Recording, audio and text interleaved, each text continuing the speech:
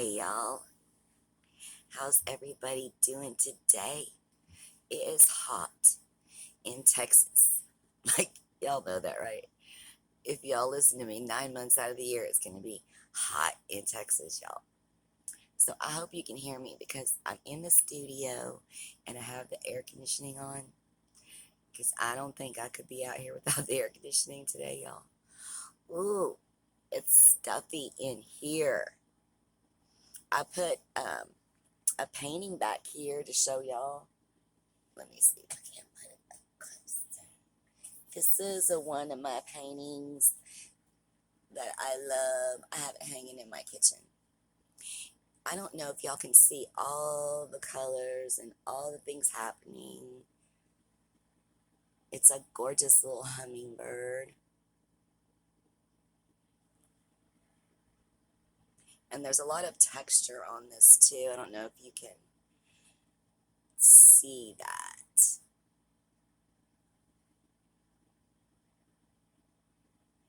And there's sparkles. Because I love sparkly stuff, y'all. And bling. So today, I thought we'd do a story time. There's so many story times that I can tell y'all. There's so many of them, I don't even know where to start. But I thought we'd start with this one today because people seem to think this one is really funny. And, some stories that you tell, like, while it's happening to you, it's not so funny. But then when you tell it later, it's funny. So that's the kind of story we have today. So we're going to go back to 2010. And I was a medical courier. And I was single. And I have always had, not always, but almost always had roommates. Sometimes multiple roommates, depending on the situation at the time. There's been so many different weird, extenuating circumstances. But this particular time, I had, I think, two roommates. So I have a very small house, but I had people, like I had two couches in the living room, and there were times where somebody slept in the guest room, and then somebody else had one couch and somebody else had another couch.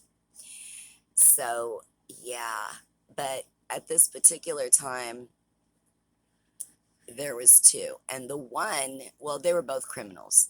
I didn't know this at the time, of course. You always find out everything later, but so the first one, he was the one that I actually interviewed to have as a roommate. And he seemed like he was a local guy and he grew up around here. And he actually I lived very close to a school, and he went to that school. And he seemed fairly normal, kind of like a handyman. And he had a best friend, and he said that friend needed somewhere to stay. I think that was the situation. And so I can't remember if they both stayed in the room or if one of them slept on the couch. I don't know, because y'all, when I tell you I've had roommates, I've had so many roommates. In fact, the story that we're getting to, one of my previous roommates who stayed here for a while moved to California, and we stayed in touch. And I've always wanted to go to California, and I really wanted to get up into the redwoods and in Humboldt County.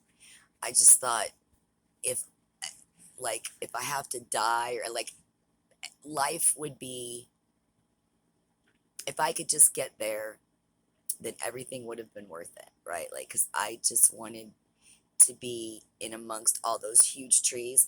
Like, I'm a major nature person, and so to be in California and see all the scenery and have available, like, so if you want to go on a weekend trip, you could take off and go see something pretty. I mean, I'm not going to knock Texas, y'all, but it's concrete. It's a lot of concrete and more concrete. And if you haven't seen enough concrete, there's more concrete, concrete and bridges. there's not a lot of nature. So I thought, like, is this the place that you really choose to live and die? Is this where you want to be? And I thought, no, this is not where I want to be.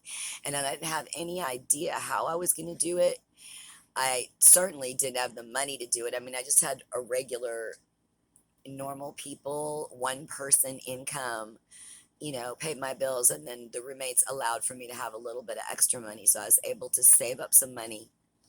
I got it in my mind, I want to go. And I gave myself, I don't know, about 9 months. And I just planned and researched and decided, like, I'm going to go no matter what. And the plan was, because I own my house, I didn't want to give my house up and not have somewhere to come back to. So I had a friend, and I told him what was happening. And I said, if you'll take care of the house while I'm gone, I can leave you my bed. I can leave you stuff. So you'll, because he didn't have any furniture or anything. I can leave you stuff here. And this was someone that was, at the time, it was my best friend's son. And so I trusted him. I thought everything would be lovely. That's like a whole other story that we'll get to someday. But anyway, so I had someone to leave the house to. And so all I needed to do was, like, pack up everything and then get all my animals into a vehicle and get my butt to California. But I didn't have anywhere to stay. And I was like, I don't know what I'm going to do for a living when I get there. Like, you can't just show up and have nowhere to go.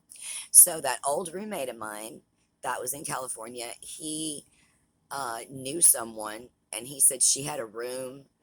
And not only that, but right down the street from wherever this house was a restaurant slash bar, and they were going to be needing a bartender. And I had never bartended, but they said it was a really small place and it was just beers. And if it was some drink that I didn't know how to make, they could just tell me how to make it, no big deal. So I was like, okay, it sounds like a plan, like some beginning plan, right? So, I got all my stuff together. Now, at the time, I had, y'all, 9 cats. It's gonna sound crazy, right? Like the crazy cat lady. I could be the crazy cat lady. It's a possibility. But when some animal comes across me injured, I help. And it just happened to be that I've always had like 4 or 5 cats, but um, there was like 3 incidences that happened right in a row, and I just kept them. Um, so anyway, here I go, right? I've got my 9 cats, my one Pomeranian, and myself. And I actually wanted um, the guy that I was going to sell the house to drive up there with me to help me get to California. And then I would fly him back. But for some reason, he couldn't do that, or it didn't, I don't know, it wasn't going to work out. And I really didn't want to go by myself. I mean, y'all know from past videos, I don't even want to go to the bathroom by myself if I go to a club, much less drive across the country by myself. And I don't know how to fix a flat tire. And I had all my critters, and I wanted everything and everybody to be safe. So this roommate that was here, not the one that I had move in, but his best friend, he said he'd go with me. He said he always wanted to go to California, and he was trying to come off of meth. He was a meth head. And I I didn't know that until they had been here, I don't know, maybe a couple of weeks, and I started noticing that all the light bulbs in the house were missing. Some of y'all know what I'm saying. So they were taking the dang light bulbs and smoking meth out of them. Like, oh my God. I was clueless. I knew they were doing something, but I didn't know they were doing that. But anyway, he told me his sad story, and that he wanted to get off of these drugs, and he thought if he went to California with me, he'd have like a fresh start. And so he started looking in I don't know, Craigslist, up in California, and he started talking to a guy on the phone. The guy had a bunch of different places for rent, and he found a place to rent that was not far from where I was going to be. But I was going to California, Verdi, California. If y'all have never been to Verdi, if you drive through and you blink, you'll miss it. So it's very, very tiny. Like I don't even know, is there a fire? There's a fire station, but there's no cops or anything. Like if you needed a cop at your house, you would have to call a sheriff and make an appointment. Like it's a whole thing. It's in the middle of nowhere, but it's only 5 minutes from Reno. So it's right next to Reno, Nevada. So um, this roommate of mine, let's give him a name so that I can refer to him. Let's call him Bob, okay?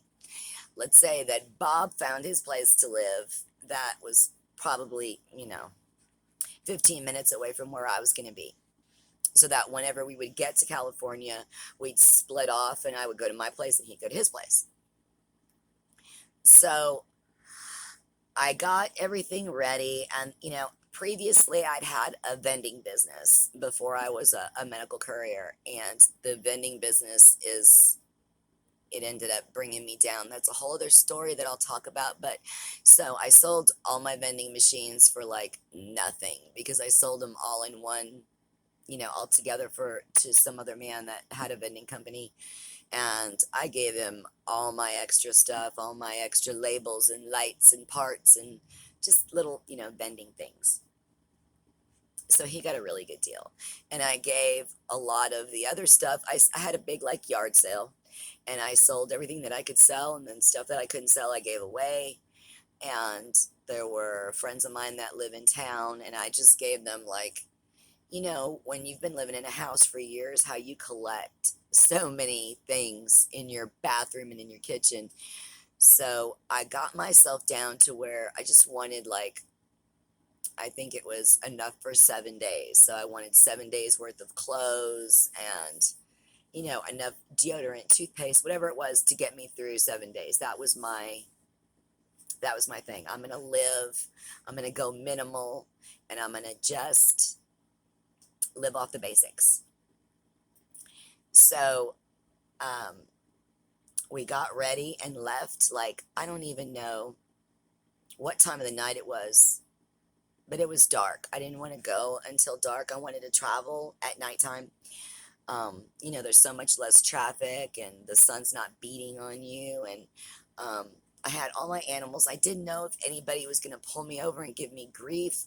So I had all of their papers and rabies shots and all that fun stuff, because I didn't know if California was like even going to let me in. Like I didn't know what was happening. I didn't know what I was doing. I just knew I needed to go. And so I loaded up the car with, obviously I didn't take any furniture, anything like that. All I took was clothes and, like the very basics, a little bit of makeup, a little bit of this, a little bit of that. And then I took some things and I put at like my parents' barn or somewhere, some things that like were personal and private. Like I didn't want anything to happen to, like photo albums and stuff like that. And then I left myself here at my house because I'd been in construction before. I had so many tools and cords, and I had a riding lawnmower and a regular lawnmower, and I just had so many things. So I tried to leave myself one of everything, like a hammer, one extension cord, you know, one thing of nails, whatever, so that whenever I came back, if I came back, I would still have some stuff to come back to. I didn't want to sell my house. I always wanted to have it as a place that I could, come visit or come to if I wanted to. I have had a lot of animals over the years that have died, and they're all buried in my backyard. And I didn't want to leave. I don't ever want to leave this property just because of all my critters. They're all here. But anyway, so loaded down the car, put all the animals in there, put like a litter box in the back so they could go to the bathroom. and then hooked them up with food and water on the other side so they could, eat and drink. And put Bob in the car. Now, Bob was fine, y'all, for, however many hours it lasted that he still had stuff in his system. But the longer we went on, the crankier Bob got as he sobered up.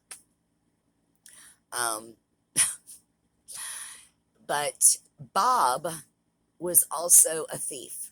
Like, that was his, whenever he'd been in prison or done whatever he'd done, that was why he went, because he was a thief.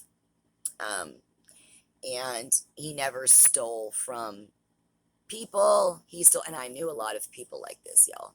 They steal from Walmart or whatever, and they feel like it's okay because it's a big corporation, and they wouldn't steal from you, but they will steal from a big company. And so I'd met people like that before, so I had some faith that the guy was not going to steal from me personally.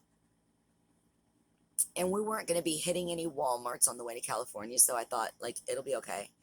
I mean, what's he going to do, right? Well, so I didn't know until many hours into the journey that my cats, none of them, had any intention of eating, drinking, or using the bathroom while we were traveling down the road. They were stressed. They were not having it.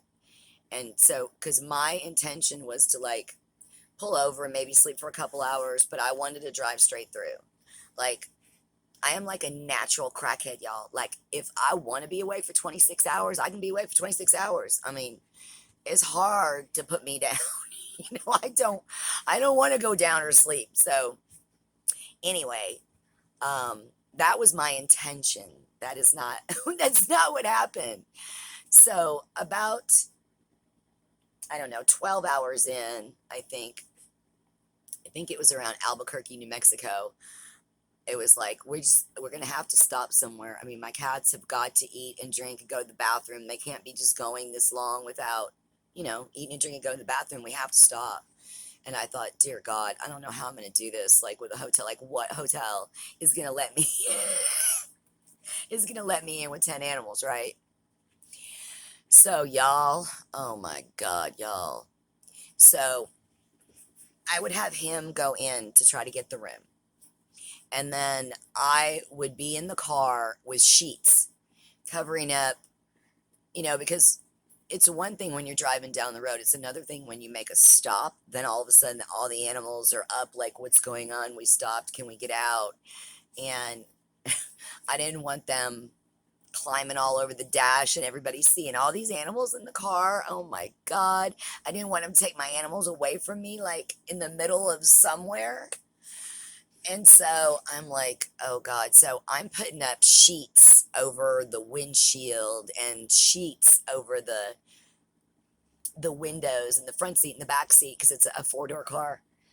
And y'all, flashbacks of being homeless. Have y'all ever been homeless and you live in your car and you have to close it off? Well, anyway, that's more stories. So I'm closing up everything so that nobody sees. And I'm saying, make sure that you get a room that's far away from the office, like wherever away from the office. And then we'll just wait till there's like no people and we'll put them in a pillowcase and take them up one at a time. So that's what we did. We waited to make sure there's no people, put them in a pillowcase, and carry them up one at a time. And then hope that they're going to be quiet and not run out while we're getting the other ones. Y'all. So, I mean, I think both hotels we stayed in were upstairs. So that was 10 trips upstairs before we even got any of the, you know how you need your stuff, your toothpaste and your pillows and, all that kind of stuff. I'm like a major clean freak, so I will clean every hotel that I stay in or cabin, wherever I'm at. I'll bleach everything. And then I use my own pillows and my own blanket as far as like what's going to be touching my face, But, and I always wear shoes. Like, I won't ever go barefoot in a hotel room. Like, oh my gosh. I don't know how y'all do that. But Anyway, carried all the animals up, carried all the stuff up, made it through the first night, got some sleep, got back on the road. I really wanted to get there quickly. I didn't know how long it was going to end up taking. So, then the next stop ended up being right outside of Vegas. Yeah, because I literally drove through Vegas to see what all the fuss was about, because I've never seen Vegas. And y'all, it is so much smaller in person than it looks on TV. But anyway, I didn't go inside any of the hotels or any of that kind of stuff. Just saw like the main strip. And it was the same process, carrying all the animals in one at a time, making sure nobody's trying to make sure that they're all quiet and nobody's meowing, the dog's not barking. Like the stress, y'all, I can't tell you. But then and then right before we got to, we were using like the phone GPS. And right before we got to where we were supposed to make like the last turn before we got to our destination, we'd gone some wrong way. And we were going a wrong way for a while. And finally, we pulled over to get something to eat and we asked them which way. And we were like 2 hours the wrong way, right at the final kick. So we turned around, went back the right way. And then we went through all that, desert, mountainous, government, scary black mountain area where you don't want to get a flat tire. There's no gas, there's no people, there's no food, there's no water. You just gotta hurry up and get to the next spot where there's humans. So we rolled into Nevada. I don't know. It was late, y'all. It was late. I'm gonna say 10 o'clock at night. Drove through like a Burger King or something. He called the man that was renting him a place, and he came and picked him up and took him to the place. And my ex roommate, who had found me this place in California, met me at the Burger King and drove in front of me to drive me to my new destination, which was in Bird Eye, like I said, which was 15 minutes from that Burger King. So we took off in the night, in the pure dark. And I had no idea what kind of house, apartment, like I had no idea. And y'all, I think it was for sale for $1 million, the house that I was living in. When I say that it was fantastic, I mean, it didn't have air conditioning and it wasn't fancy because, everything in California is so overpriced. I can't even tell you what that would be here in Dallas, Texas, that same house. That same house would probably be, I don't know, 500,000. It wouldn't be $1 million though.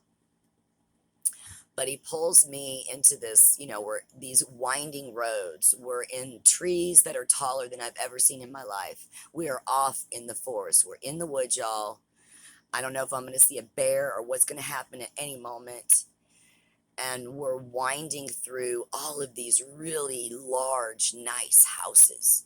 Huge houses with huge pieces of land and driveways, and some of them are ranches. And it's like, oh my God.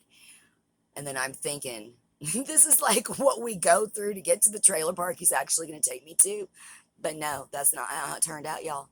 It actually turned out it was one of those. So it looked like a giant log cabin. It was 2 or 3 stories.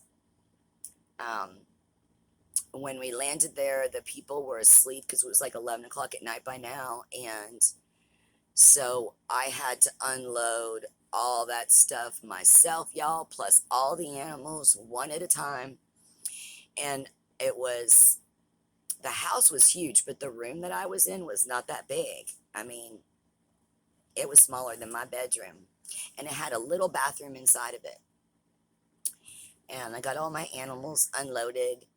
And the lady, it was a gay friend of his, And I say that because that's going to be relevant to part two. But let's call her Susan. Susan came down, shook my hand, said hello, and went back to bed. And I think that's where we'll end the story because, y'all, I'm already at 25 minutes. I was trying to make it short. But anyway, that that that is missing so much information. Like all the stuff he stole on the way to California. Like every time we stopped at a gas station or a Cracker Barrel or something, and he came out with stuff. Y'all, oh my gosh, don't travel with a criminal. I'm just saying. So we'll do part two another time. But that was part one of my trip to California with 10 animals and a criminal. So, y'all have a really good rest of your day. And I hope you hit the like button, and I hope you hit the subscribe button, and maybe even hit the share button. And I'll see y'all next time.